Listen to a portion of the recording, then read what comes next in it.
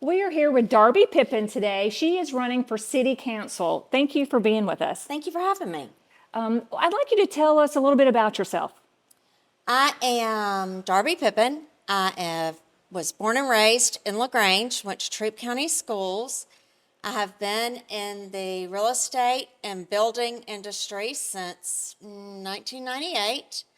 I went to LaGrange College and now own my own business since 2010. We took over my dad's building business, where we've developed and built in LaGrange.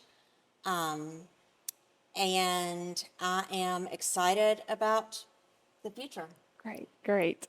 Tell us why you have chosen to run for City Council. Has there been an experience in your life that really led you to this? Well, my grandfather was Gardner Newman, who was mayor of LaGrange for 26 years, ending in 1990, I think. So that meant that most of my life he was mayor of LaGrange. Most of my growing up years, I graduated from high school in 91.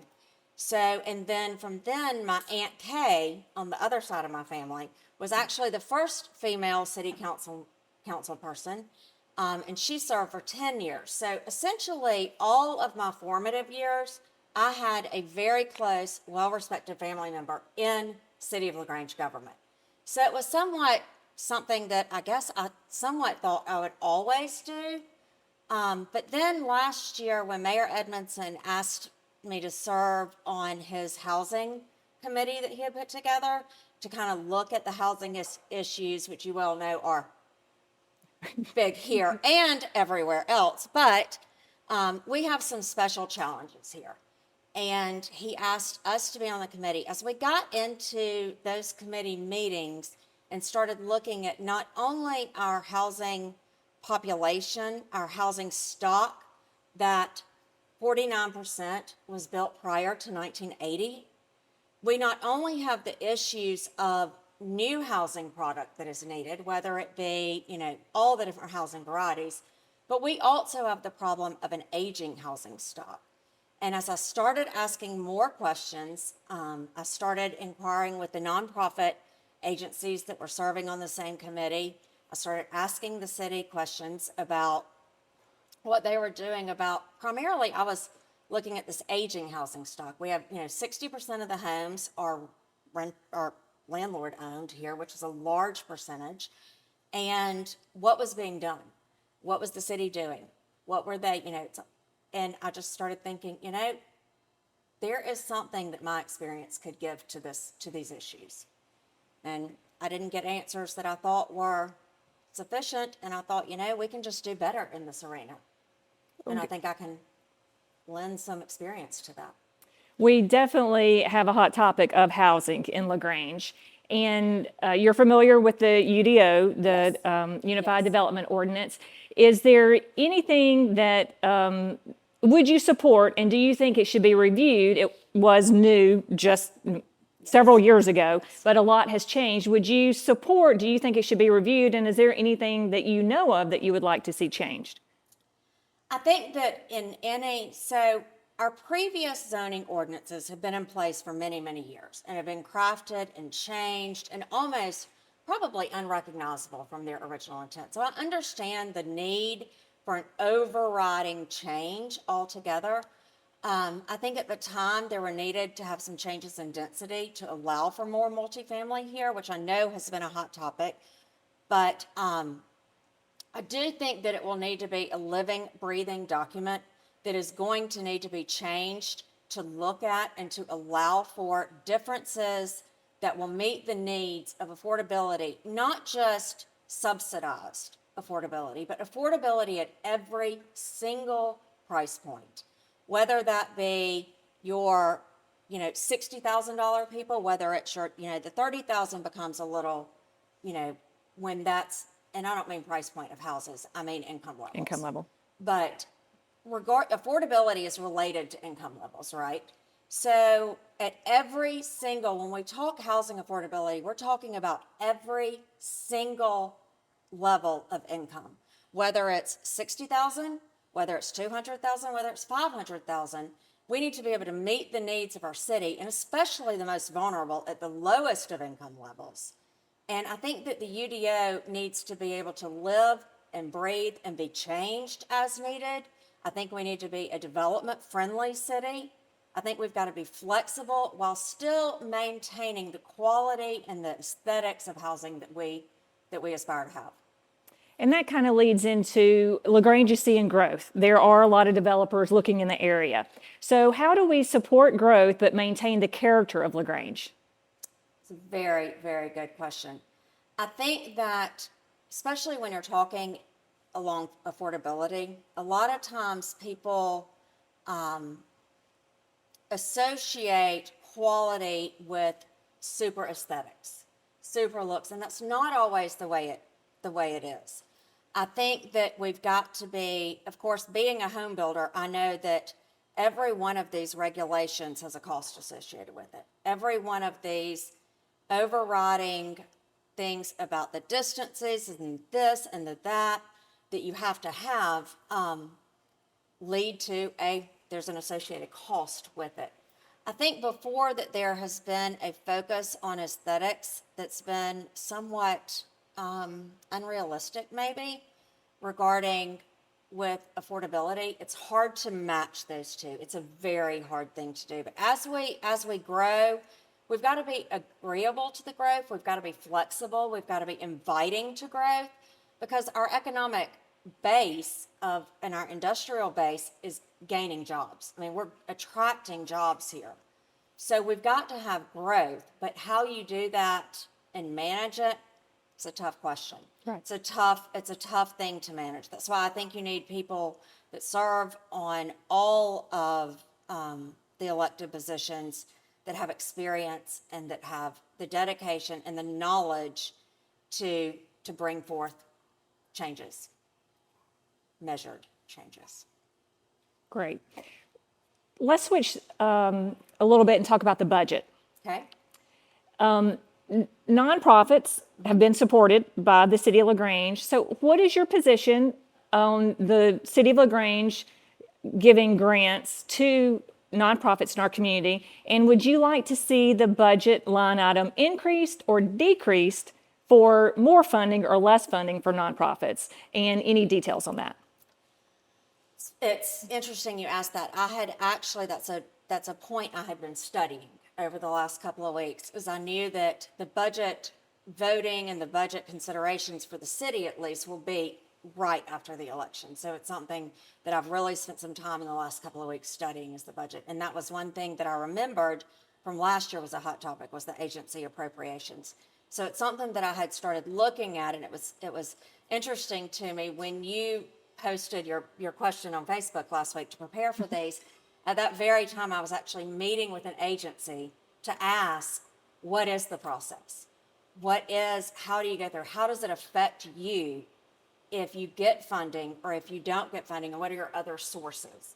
And the answer is, I don't think that it's the magic of a number. I don't think that it's the magic of an increase or a decrease. I know that several years ago, it was in the 400,000 range, higher even before that. Now it's gone down to be in the 200,000 range, which is not a lot in such a large budget. It's a very small amount. I don't think the number is important. I think the number of people served and the oversight of who the money is going to, how it is being used, and the citizens that it is serving is what's important. I think that there's got to be a very good, I've worked previously on the United Way campaign with their funding. I've worked with Junior Service League on their funding and understand their procedure that they go through to vet these, to vet different agencies. And so I don't think that there's a magic number. I don't know that and I think that will ebb and flow with time. I think some years it may need to be increased. I think right now that we are in a serious time where people are hurting, and everything is expensive. So I think that the more people that we can reach and the more that we can give to citizens, and I don't mean from a dollar standpoint, I mean the more that can be touched, I think is important. and not just to have necessarily pet projects. I do know that from the meeting that I had with an agency last week, that one of the questions that's asked on their other grant funding is, are you supported financially by your local governments? And so if we don't support to some level these agencies, we may run into a situation where they're not able to get the points that they need for other grants and for other funding, which I think is important. I don't think the city should totally fund anything, but I think that there's some things that we should definitely be a part of. Interesting. And that was something I didn't know. Right, yeah. That it is a question asked on the Yeah. other grants. Yeah, that's definitely something to take into account for our local nonprofits that are really doing the work in the community and we're seeing results That's from. right. That's right. So tell me, is there anything on the budget, since you've reviewed it, that you think could be cut? Is we do have families, organizations, and our communities have financial pressure. So is there anything that could be cut at this time? I don't know about that. I have reviewed them. I have reviewed the application that's used. It's my understanding that agencies will have new applications this year. I don't completely, which is why I went directly to an agency to ask from their standpoint, I don't completely understand the process between when they submit applications and how it gets to the budget that's then presented to council, okay, for review. But I do know that there were some that got zero in previous years that then got funded last year. So that would be somewhat hard to answer without knowing, because there is an application process from what I've gathered. So I'm not sure that I'm comfortable answering that without knowing what's coming up for this year. But based on last year's, I think that there's some that could be, I think that there's some appropriations that could be increased and reduced in areas. And I think that as the city and as the different budgets go, there could be maybe some other places for some of the funding. Okay. That's somewhat of a non-answer, I realize, but the city budget process and the accompanying budgets and all that goes along with it is a lot to comprehend. And I am used to budgets.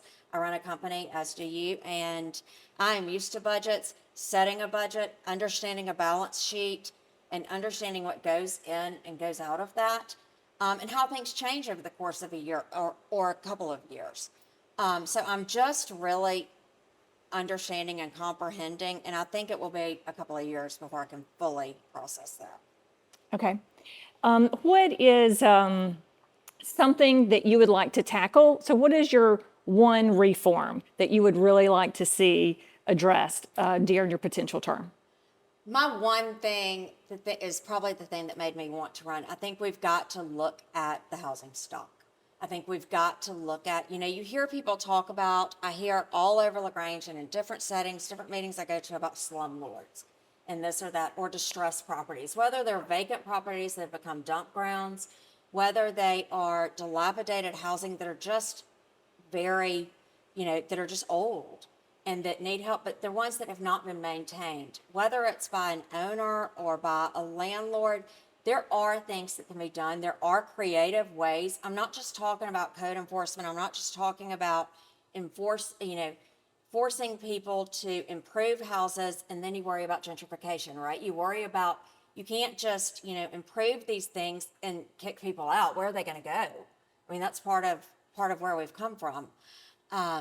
But I do think that there are innovative ways. I've shared with some of the city staff and some other council members already and had serious discussions about some different ways to look at code enforcement, to look at strategic code compliance, if you will, through the eyes of how do we improve our housing stock while not displacing the people who have lived there and who need these lower rents when people think, oh, I can't maintain this or improve this because then I'm going to have to raise the rent.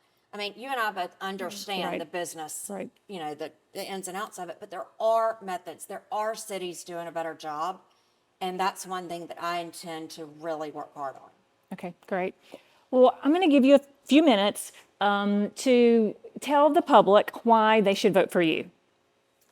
I think that you should vote for me because, quite frankly, I'm the best candidate. I have lived here my entire life. I come from a long line of civic-minded community servants. I have run a business. I understand budgets, and I understand housing, and I understand the complications involved with housing and the need for housing at very different levels. I've had people tell me that I am one of the most fair-minded people they know, and I assure you, even though I would be representing District 1, I will look at and assess in the fairest way possible what's needed for all of our citizens so that we can have a better quality of life. Great. Well, Darby, thank you so much for being with us today. We really appreciate it and look forward to hearing more from you. Thank you.